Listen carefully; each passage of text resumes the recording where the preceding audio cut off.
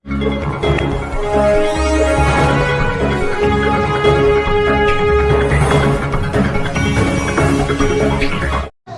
शहर इंडिया गाड़ी के भावी आमदार इरशाद जागीरदार ने धुलिया शहर के मिल्लत नगर में एक कॉर्नर मीटिंग ली, जिसमें इन्होंने हालिया आमदार की तरफ से लगाए गए तमाम इल्जामात का बड़े अच्छे अंदाज में जवाब दिया और धुलिया शहर वासियों को उनके भरोसे पर पूरा उतरकर शहर की तरक्की की तरफ ले जाने का वादा किया। साथ ही रोजगार और अच्छी तालीम के लिए कॉलेज फराहम करने का भी वादा किया है। प्रोग्राम के वक्त तो इरशाद जागीरदार के अलावा समाजवादी पार्टी के सभी पदाधिकारी व कार्यकर्ता के अलावा बड़ी तादाद में मिल्लत नगर की आवाम मौजूद थी। मैं आप लोगों को सबसे पहले ये बताना चाहता हूँ कि मैं समाजवादी पार्टी के अध्यक्ष अखिलेश यादव जी और महाराष्ट्र के अध्यक्ष आमदार अबू अजीम आजमी साहब का जिंदगी भर एहसानमंद रहूंगा कि उन्होंने मुझे शहर धुलिया की खिदमत करने समाजवादी पार्टी का उम्मीदवार बोल के महाराष्ट्र के होने वाली विधानसभा के इलेक्शन में अपना उम्मीदवार डिक्लेयर किया और आने वाले कुछ दिनों में मेरी उम्मीदवारी ये महाविकास आघाड़ी इंडिया अलायंस से डिक्लेयर होगी। मैं आप लोगों को ये भी बताना चाहता हूँ कि पहले मैं राष्ट्रवादी कांग्रेस पार्टी में काम करता था, पर ये पार्टी छोड़ने का जब मामला आया तो मेरे और अजीत पवार के बहुत अच्छे संबंध थे। मैंने अजीत दादा को बताया कि हुजूर के शान में गुस्ताखी हो गई है और ये हुजूर के शान में गुस्ताखी हो गई जब वहां महाराष्ट्र के मुख्यमंत्री एकनाथ शिंदे स्टेज पे बैठते और जो गुस्ताखी कर रहे हैं उनको बोलते हैं कि तुम्हारे बाल को धक्का लगेगा नहीं। तो वही टाइम पे मैंने बोला अजीत दादा आप इसका क्लैरिफिकेशन दो, और जब उन्होंने 4-5 दिन में क्लैरिफिकेशन नहीं दिया तो मैंने दिल में ये बात ठान ली कि अब मुझे इस पार्टी में रहने का कोई नैतिक अधिकार नहीं। और दूसरी बात, जब यहाँ के महाराष्ट्र का राजा थे छत्रपति शिवाजी महाराज, उनका पुतला गिर गया तो ये सरकार ने उसके जो गुनहगार है उनको पकड़ा नहीं, उनके ऊपर कड़क कार्रवाई करी नहीं। शिवाजी महाराज एक ऐसे राजा थे कि जिन्होंने अपने किले पे अपने मुस्लिम सैनिकों के लिए नमाज पढ़ने के लिए मस्जिद बनाई थी। और अगर वो राजा इस राज्य में रहता है और हुजूर के शान में गुस्ताखी होती थी तो मुझे ये पूरा भरोसा है कि गुस्ताखी करने वाले को वो भुगा कर देते थे। तो ये हमारा महाराष्ट्र है, सभी जाति धर्मों को साथ में लेके चलने वाला है और सभी जाति धर्मों को साथ में लेने वाली पार्टी यानी मुलायम सिंह यादव जी ने 4 अक्टूबर 1992 को समाजवादी पार्टी बनाई और आज दिन तक के यही एक पार्टी ऐसी मुझे मेरे नजर में आ रही कि जिसने कभी बीजेपी के साथ कोई साठगांठ की नहीं। क्या बात है, क्या बात। तो ये बातों को ध्यान में रखते हुए मैंने समाजवादी पार्टी को ज्वाइन किया। और दूसरी बात, मुझे बहुत पत्रकारों के फोन आए, बहुत राजनीति के बड़े बड़े पंडितों ने मेरे को फोन करे, जानकारी रखने वालों ने फोन किए और उन्होंने मेरे को बोला अमीन भाई कि आप गलत डिसीजन ले रहे हैं, आप समाजवादी पार्टी में जा रहे हैं। पर मैंने मुलायम सिंह का एक भाषण सुना था, उसमें मुलायम सिंह यादव ने बोले थे कि जब उन्होंने समाजवादी पार्टी बनाई तो इस देश के 2 बड़े अखबार है अंग्रेजी के इंडियन एक्सप्रेस और द हिंदू, इन्होंने लिखा था कि मुलायम सिंह अभी सिर्फ 3.5 जिला के नेता रह गए।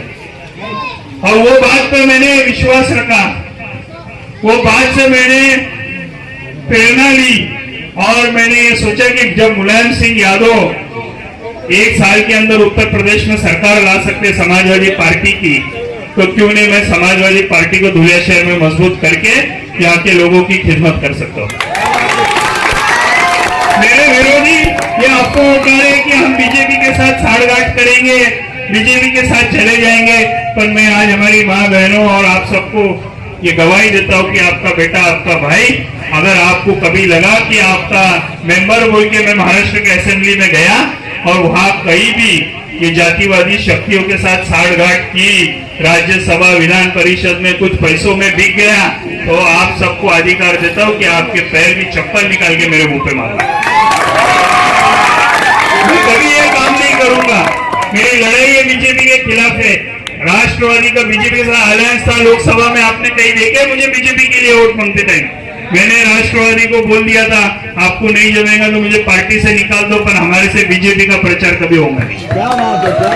और मेरे बैनर पे कभी आपने एकनाथ शिंदे, फडणवीस, मोदी, अमित शाह का कभी फोटो देखे नहीं रहे।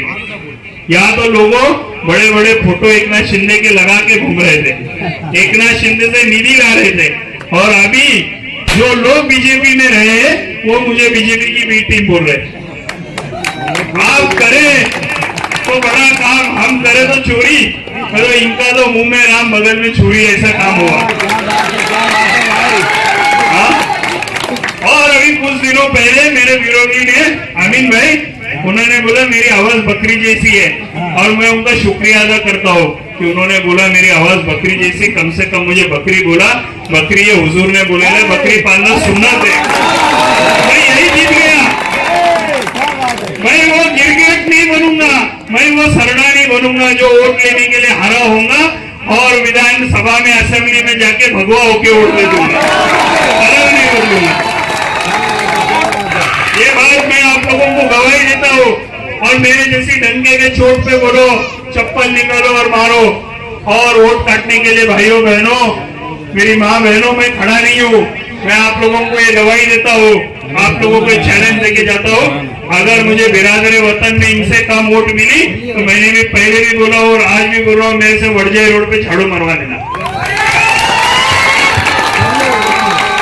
बिरादर वतन का भी साथ मेरे साथ है, और जो भी शहर से आमदार बन के जाएगा उसको बिरादर वतन की वोट मिलना जरूरी है।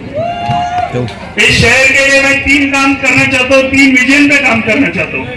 और ये 3 विजन है ECD, बोले तो रोजगार। मैं कम से कम हमारे गरीबों के लिए 5,000 रोजगार 5 साल में खड़े करना चाहता हूँ। इसके लिए मुझे शहर धुलिया के हर एक आदमी की जरूरत लगेगी, उसकी मदद लगेगी, और वो मदद यही रहेगी कि आप धुलिया शहर को अमन और शांति का शहर बनाओ। जिस दिन धुलिया शहर अमन और शांति का शहर बनेगा, इस शहर में बड़ी बड़ी गुंतवणूक आएंगी, बड़े बड़े कारखाने आएंगे, बड़े बड़े उद्योगपति आएंगे, और जब ये उद्योगपति आएंगे तो हमारे नौजवानों के लिए रोजगार खड़े होंगे। जब ये रोजगार खड़े होंगे तो हमारा धुलिया शहर तरक्की करेगा। मैं 16 साल से आपकी खिदमत करते आ रहा हूँ, और लोग मुझे बोले कि मुझे बाहर से लाया है।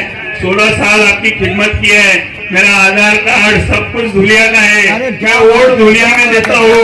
और मुझे अभी भी आप एक लड़की शादी करके आई 2 हफ्ते पहले हमारी पहचान की, तो उनके माँ से बात हो रही थी, वो बोली मैं धुलिया वाली छोकरी से बात करूंगी, शादी करके आई 2 हफ्ते हो गए। उसकी माँ बोल रही मेरे धुलिया वाले छोकरे से। भाइयों बहनों, मेरी माओ, मैं 16 साल आपकी खिदमत करा, अभी कितने साल बाद मुझे आप बोलेंगे कि मैं धुलिया का हूँ? हाँ, और इन्होंने क्या किया ये भी देखो। आप लोगों के लिए ये लड़ाई मैं लड़ रहा हूँ। मुझे शहर को भ्रष्टाचार मुक्त करना है, सी बोले तो करप्शन फ्री, भ्रष्टाचार मुक्त। आप क्या रास्ते बन रहे हैं, आप क्या नालियां बन रही, वो टिक रहे क्या? बताओ आप बताओ, टिक रहे क्या? कितने दिन में खराब हो रहे? ये पैसे आप लोगों ने जिनको संधि दी, वो संधि का सोना नहीं कर रहे आपके लिए, और खुद के लिए कर रहे, आधे रात में करोड़पति बन रहे। इन पे आपके छोड़े हुए पैसे से करोड़पति बन रहे।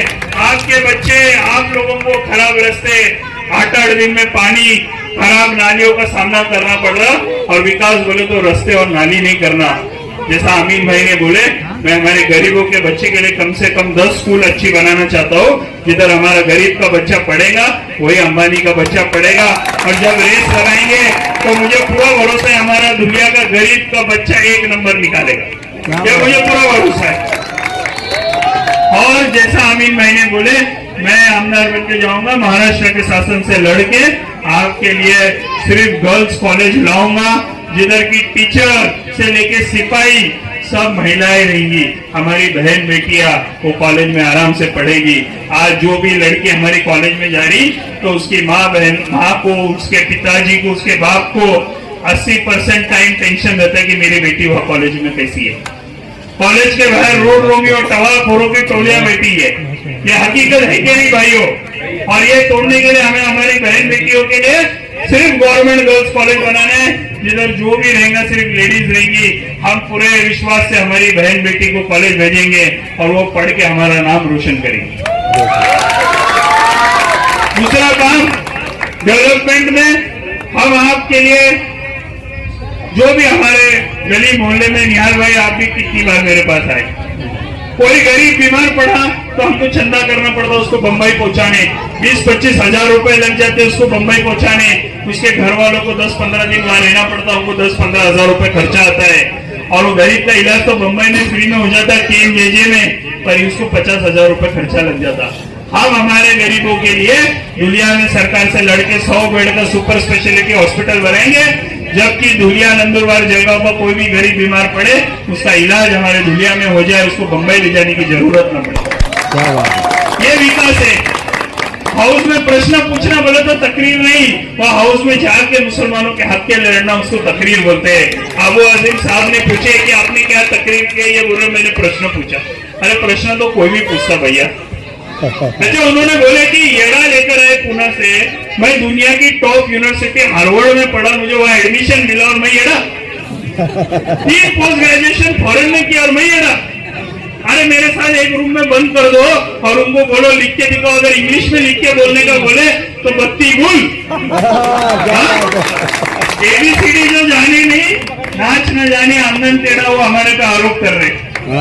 जिनकी काबिलियत नहीं वो हमारे पे आरोप कर रहे हैं। और आप लोगों से ही दरख्वास्त कर रहा, मेरी जो पढ़ाई हुई है ये पब्लिक एडमिनिस्ट्रेशन, लोकशाही, भ्रष्टाचार इसके ऊपर हुई है। जैसा डॉक्टर के पास गोली लेने जाते हैं, इंजीनियर के पास घर बनाने जाते हैं, वैसा मेरा काम असेंबली में मेरे जैसे आदमी को भेजो। मैं आप लोगों को जबान देता हूँ कि मेरे हाथ से कोई ऐसा काम नहीं होगा जिससे आपकी गर्दन नीचे शर्मिंदगी होंगी, और आप जो मेरे पे भरोसा रख रहे हो वो भरोसा कभी टूटने नहीं दूंगा। ये मैं आप लोगों को जबान देता हूं। आप लोगों से मेरी यही गुजारिश है कि मेरे दोनों अपोनेंट बीजेपी का और MIM का, दोनों में नूरा कुश्ती है, तू ये बोल मैं ये बोलूंगा। दोनों इलेक्शन धर्म के नाम पे ले जा रहे। हमारे धर्म, हमारा मजहब संभालने के लिए हमारे मौलाना साहब है, हमारे मुफ्ती साहब है, हमारे आलिम साहब है, हमारे बिरादर वतन में पंडित है, ब्राह्मण है, शंकराचार्य है, घंटे जी है, गुरुद्वारे में के भाई जी, ये चर्च में के पादरी साहब है। ये धर्म संभालने के लिए बड़े सक्षम है। तुम दोनों को अगर धर्म का काम करना है तो मेरी आपसे ये गुजारिश रहेगी कि एक ने मठ खोल देना और एक ने मदरसा खोलना और वहां बैठ के धर्म का प्रचार करो। राजनीति लोगों के प्रश्न छुड़ाने का काम है। आपने लोगों को कोई मदद की नहीं है, और लोगों को जब अड़चन में हमारा गरीब आता है तो उसकी मदद करना, इसके लिए हम राजनीति में, निजी वफाद के लिए कभी राजनीति में नहीं है। मैं आप लोगों को टाइम कम रहने की वजह से मुझे और कुछ बोलना था, मैं इलेक्शन में और आऊंगा आपके पास, पर मैं आप लोगों को यही गुजारिश करता हूँ कि मेरा चिन्ह साइकिल है, साइकिल पे वोट देके मुझे बम्बई भेजो। आपका धुलिया शहर, हमारा धुलिया शहर बदलने के लिए मैं आपकी लड़ाई लड़ूंगा। जिधर मुझे लगा मैं कमजोर हो रहा हूँ वहाँ आपसे मदद मांगूंगा। आप लोगों को गुजारिश करता हूँ कि मेरे साथ कंधे को कंधा लगा के आप खड़े रहो। धुलिया शहर का नक्शा बदलने का काम मैं करूंगा, यही मैं बोलता हूँ, क्योंकि आज तक के मैं देने वाला आदमी था, कभी लेने वाला आदमी नहीं है। यही बात पे आप भरोसा रखो, मैंने किए हुए मेरे कामों पे भरोसा रखो। और दूसरी बात कि हमारे गरीबों को सिविल हॉस्पिटल जाने बड़ी तकलीफ होती है, उनको 100 रुपए 200 रुपए खर्चा आता है। तो जब मैंने अगर 260 बोर्डिंग किया है तो मैं इस शहर के चारों कोपरे से 4 बसेस छोड़ूंगा सुबह 8 से 5। हमारा गरीब उसमें सिविल की पर्ची दिखा के सिविल में फ्री में जाएगा और फ्री में आएगा। ये काम मैं करूंगा। और आपके इलाके का अकबर बेग गार्डन का जो मसला है, वो गार्डन को अच्छा, इन नौजवान बच्चों के लिए, छोटे बच्चों के लिए अच्छा बनाने का काम भी मैं मेरे आमदार इसमें से करूंगा। मैं आपको जवान देता और मेरे 2 शब्द खत्म करता हूँ। जय हिंद, जय महाराष्ट्र, जय समाजवाद।